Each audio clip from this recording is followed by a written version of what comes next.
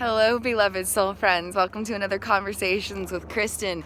Today, I just want to share a little magic with you. So, I'm out here frolicking in nature. There was some painful things arising in my consciousness this morning. So I said, you know what? I'm going to go take a field trip. And I don't know where I'm going to end up. This is not where I was planning to go. This is not where I was planning to go today. But I trusted myself and I leaned into the experience and I created space unconditionally. And so I'm out here frolicking with some fairies, right? And I'm walking along this path and I'm, thinking about how I'm healing into happiness, because that's the title of my next book. And, I'm like, okay, I could just be like rushing it and be like, okay, I got work to do. I got to write this book. I got to, but I was like, you know what? The book's about healing into happiness. So I should probably like chill out and like heal into happiness while I write the book, right? And that always makes it more magical anyways. So I'm out here frolicking with some fairies. And I'm walking by and I spot this really gorgeous spider web here. And so I'm stopping to admire it and I hear a sound overhead and I look up and there I see the most complex spider webs I've ever seen. Two of them. One is this like, camera can't quite catch it. I already tried that. But one is like this really, really magical, very symmetrical. There's like rainbows glistening it, like it's so symmetrical. It's this perfect like circular type shape with just so many in it, and there's just this perfect rainbow streaming through it. And then above it there's this other spider web and it's like chaos, just total chaos. Like there's no there's no rhyme or reason to it. There's no shape about it, no nothing. And I'm here just admiring these spider webs and admiring how tall the trees are. And the noise in my mind just gets quieter and quieter and quieter. And all the memories that were arising become more faded in the backdrop of my consciousness, more faded in the backdrop of my consciousness, more faded in the backdrop of my consciousness. Whoa. I don't even know what I'm looking at. That's wild. Oh my gosh. Wow, that's trippy. It's skeletons of bees. I don't know if that's TMI for you guys. I don't know if that freaks y'all out. So what's my point of this video, right? I could talk about so many different things. One, the way we spend our free time matters. The way we share our days with ourselves matters. The way that we spend time with ourselves matters. And the way we move through our days matters. Where we're directing our attention and intention single-handedly determines the activation and rerouted wiring of our brain. That's a big deal. That's like a crazy, ginormous, big deal, you guys. The way we spend our free time really matters. And so, there was a time where I'd be like, oh, like, I have time and I'm feeling XYZ. I kind of just want to watch TV. And please note, there's nothing wrong with watching TV. That's not my point about this at all. Just to like clarify that up front. Nothing wrong with watching TV. But what was my intention? My intention was to try and allow some other thing to make me feel good instead of being there to make me feel good. My intention a lot of times was to distract myself from my life and escape my actual life. And in doing that, I was really trying to escape my consciousness. And we can't ever escape our consciousness, so trying to is just really self-defeating anyways. And so it was kind of just like a tuning out where I could just not have to think and try to have some kind of a good experience and stuff. And so, again, there's nothing wrong with that. There's nothing wrong with chillaxing and moderation, just kind of tuning out or whatever. But when it's a very regular thing, which watching TV was for me, it's something to consider. So, again, this is just one example. Nothing wrong with watching TV, just an example. But what are we doing? What are we feeding our brain? And how is that affecting our consciousness? I'd be watching these fake characters do fake things in a fake show, and then what is that doing? I'm not chasing my dreams. I'm not focusing on my well-being. I'm not thriving. I'm not actually enjoying life. I'm not doing anything that fuels me into a consciousness I want to experience. And so if there's a choice between, doing something like watching TV or going out in nature, pick nature. And so healing journey of life, a lot of it's practicing presence. And practicing presence doesn't have to be boring. It doesn't have to be sitting in closed eye meditation all day, every day. Again, nothing wrong with that if that's what you feel called to. But it doesn't have to look like any one thing. Practicing presence is allowed to look good and feel good. But when we watch TV, are we practicing presence? Maybe.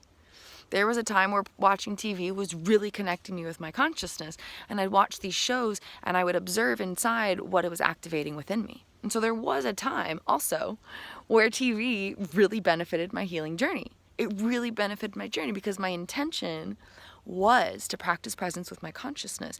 And my attention wasn't just on the TV, it was on my own inner being and how my inner consciousness and inner aspects of my consciousness were experiencing the TV show and being activated through the engagement of it. And so there was a time when watching TV really benefited my healing journey.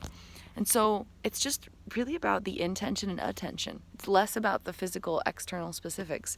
Those are all just tools. And so if we're intending to practice presence with our consciousness, we're always winning. If the intention is to practice presence with consciousness, we're always winning. We're always winning.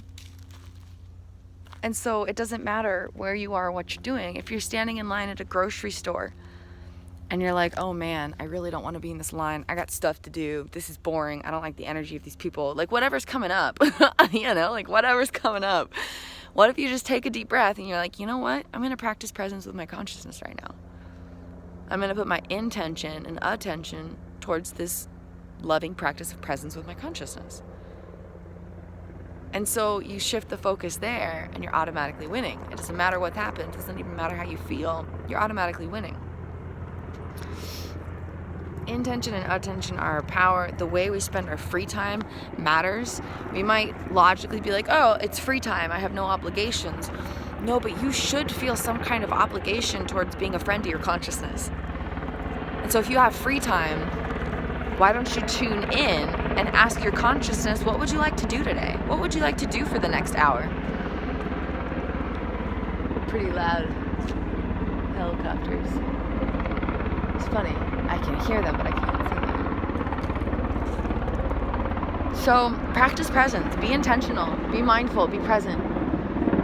Dare to play. Dare to explore. And if you have spare time, don't just be in your mind and be like, what should I logically be doing right now? And then when nothing comes up, you just choose the easiest escape. It's easy to do that. But instead, tune inward and just be like, what would make my heart feel alive right now? What would make my soul feel jazzed about existing right now? What would make my consciousness feel good in a genuine way? Not like a temporarily gratifying way, but in like a genuinely satisfying way. Maybe it's getting in nature. Maybe it's going for a walk. Maybe it's just laying down and cuddling up with some stuffed animals, with some gentle music. Maybe it's taking a bubble bath. Maybe it's taking some selfies and just having fun. Like, it could be literally anything. But where are the intention and attention? Intention and attention every moment of every day determines where we're going to be a year from now. Physically, mentally, spiritually, within our consciousness, within our health, within our well-being, within our satisfaction of life, within our alignment with our dreams. Where we put our intention and attention every single day matters more than we know. So even if you don't have control of the external specifics, like if you're stuck in a really long line at the grocery store, put your intention and attention towards noticing the beauty of life, or practicing gratitude, or practicing unconditional self-compassion, or just practicing presence with your consciousness, practicing presence with your breath.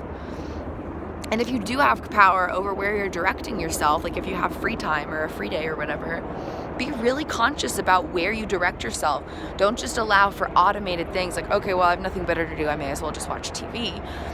Be intentional with it. If you're gonna watch TV, be like, I'm gonna practice presence with my consciousness and really enjoy my own company and really observe what's being activated inside of me while I watch this TV program. And if you're not practicing presence, go do something else that helps you practice presence, because you'll have so much power in that space. You'll find so much power, I promise. I promise. You'll find so much power there. And if you're ever looking for tools, I offer Healing Journey services and resources. Services and products through my Consciousness Consultancy. I got my Kristin's Consciousness Consultancy sweatshirt on. You're so magical. So please feel free to check out my website if you're looking for some tools. I'll be coming out with a new book here soon too, called Healing into Happiness. So get out and play.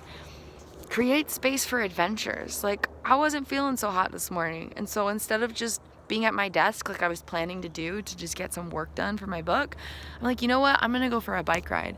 And I was driving to one location, and then I'm like, you know what? I really feel like just being in the mountains today.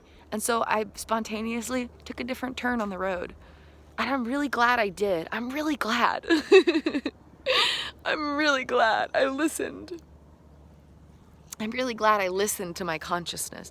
I'm really glad I created space for my miraculous being to be my priority, because I had the chance to, and it felt right to direct myself there.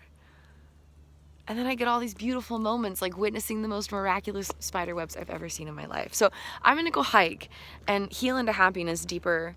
And then as I continue healing into happiness, I'll continue writing my book. So stay tuned for that magic. But just take time for you, and take time to practice presence in a way that feels good, and celebrate yourself every step of the journey, not just because of what you're experiencing, but because of the seeds that you're planting. I love you. I believe in you. I will see you next time, soul friends. Have a beautiful and blessed day.